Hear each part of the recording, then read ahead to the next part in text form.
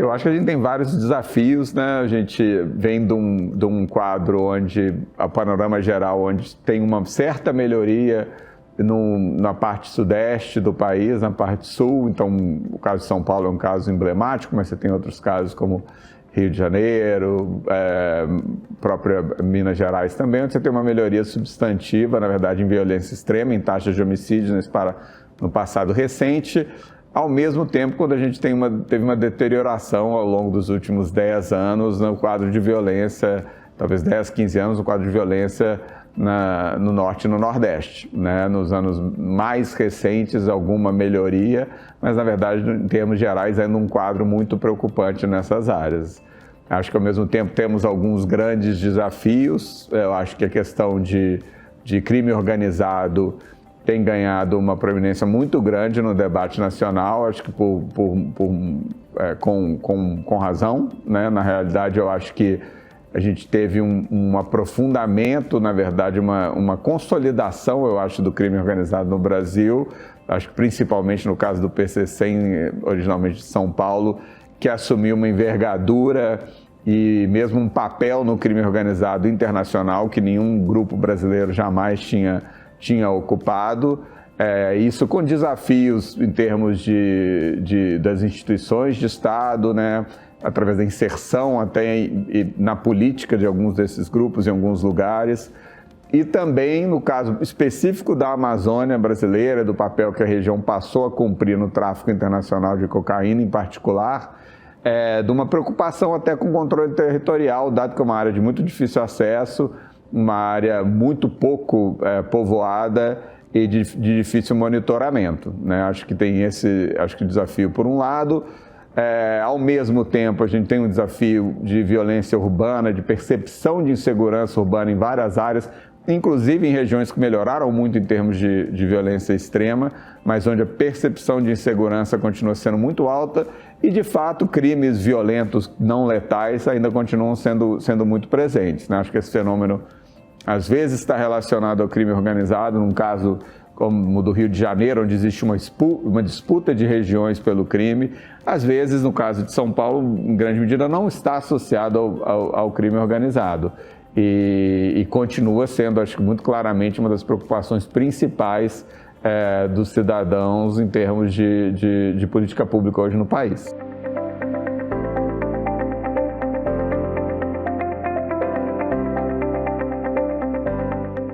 Eu acho que, na verdade, a ideia de que duas coisas. De um lado, não tem uma bala de prata, né, como se diz, que, na verdade, não vai vir uma solução mágica.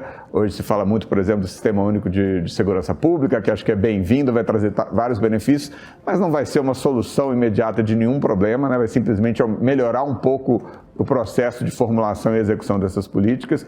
Então, o entendimento que, na verdade, é um esforço em várias frentes ao mesmo tempo e um esforço de, aos poucos, ir construindo uma política, né? Então, não acreditar que vai ter uma solução única e tentar entender qual é o problema específico daquela cidade em particular, ou pelo menos os problemas principais, e quais são as formas mais adequadas de lidar com esse problema. Eu acho que a gente tem várias experiências bem-sucedidas em áreas específicas de reversão de tendências muito negativas no país.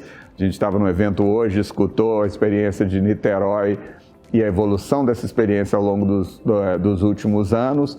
E eu acho que é tentar ter um quadro amplo de diagnóstico, né? Diagnóstico de problema, entender com base na evidência, seja do Brasil, seja internacional, qual é a melhor forma de lidar com o problema e enfrentamento desse problema, entendendo que não vão ter soluções que vão funcionar da noite para o dia. E ter uma visão de fato sistêmica do fenômeno, né? A gente tende a ficar preso num debate que é muito ideológico, de um lado uma concepção de que repressão, polícia e prisão é a única solução para o problema de segurança pública. Do outro lado, uma visão de que, na verdade, é simplesmente um problema estrutural, socioeconômico, enquanto o problema econômico e de desigualdade do país não for resolvido, as coisas não serão resolvidas, quando, na verdade, não é nenhum desses dois casos isoladamente e, na verdade, há um pouco de razão nas duas perspectivas, né? É um sistema onde condições sociais, né, tornam a atividade criminosa mais atrativa para determinados indivíduos, para determinada parte da população. Então, melhorar essa situação socioeconômica, de fato, vai ter um impacto sobre criminalidade, mas na qual também o sistema de repressão e combate cumpre um papel super importante, né? Então, não existe lugar do mundo onde crime não seja um problema econômico, é maior ou menor, né? Então, mesmo em países com sistema de proteção social super desenvolvidos, com estado de bem-estar social super estabelecido, crime é um problema, às vezes maior, às vezes menor, mas é um problema que é sempre uma questão, né? Então, eu acho que é entender que é um processo contínuo, é um processo multidimensional, que um problema de violência contra a mulher vai ter um diagnóstico, uma política diferente de um problema de violência associada à violência, assalto à mão armada, roubo à mão armada, que é diferente de um problema no qual você tenha disputa entre facções por território.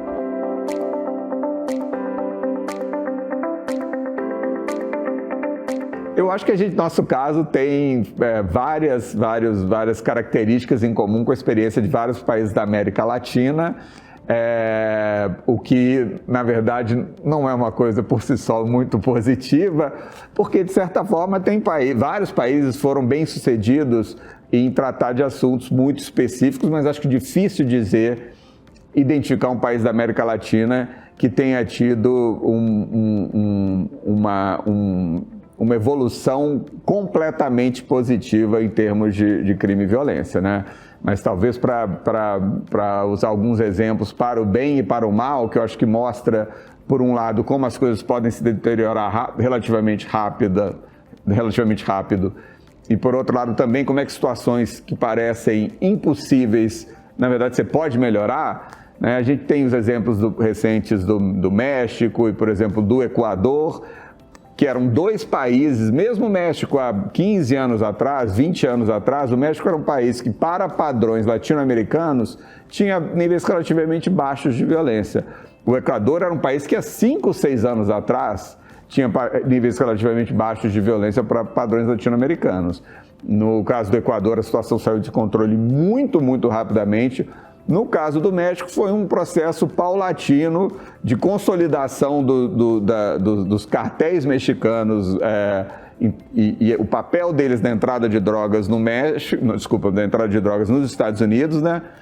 E essa consolidação, ao mesmo tempo, revelando uma perda muito grande de controle do governo mexicano sobre vastas áreas do território, inclusive áreas urbanas amplamente, não como a gente às vezes fala no Brasil de uma comunidade no Rio ou coisa desse tipo, não, áreas vastas, né, do território mexicano onde o controle do Estado é muito limitado. De certa forma, isso no México aconteceu em grande medida pelo sucesso da Colômbia. Então, a Colômbia, como depois do cartel de Cali, o cartel de Medellín, quando esses cartéis foram sendo desmontados e os cartéis colombianos deixaram de ser os grandes protagonistas na entrada de drogas para os Estados Unidos, no tráfico internacional de drogas, na verdade, a Colômbia não deixou de ser uma grande produtora de cocaína, né? Durante todos, tiveram idas e vindas, mas durante todo esse período a Colômbia foi uma das grandes produtoras de cocaína do mundo. O que deixou de acontecer é você ter uma presença dominante dos cartéis colombianos nesse tráfico internacional.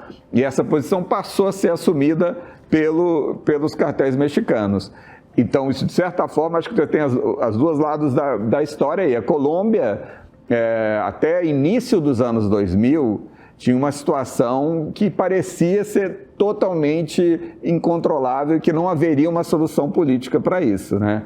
E não é que tenha níveis de violência da Europa Ocidental hoje, então, para padrões mundiais, ainda é um país bastante violento, mas, na verdade, você tem histórias de sucesso enorme, como Bogotá, mais recentemente Medellín, que tinha os maiores níveis de violência do mundo, hoje tem níveis de violência comparáveis com São Paulo, né? Com o estado de São Paulo, né?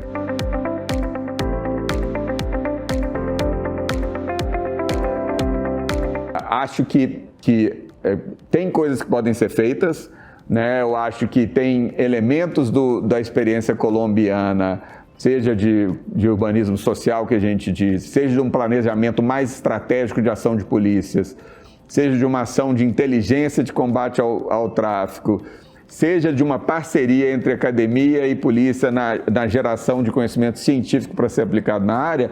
Acho que tem algumas dimensões da experiência colombiana que são muito valiosas para a gente. Continua sendo verdade que a presença do Estado colombiano em áreas também vastas do território é muito fraca, né? E que tanto grupos paramilitares quanto hoje grupos que foram derivados das Farc, que não aceitaram o acordo de paz, continuam presentes. Então não tem, infelizmente, acho que um exemplo perfeito, mas eu acho que tem ingredientes de diferentes experiências que a gente pode usar assim.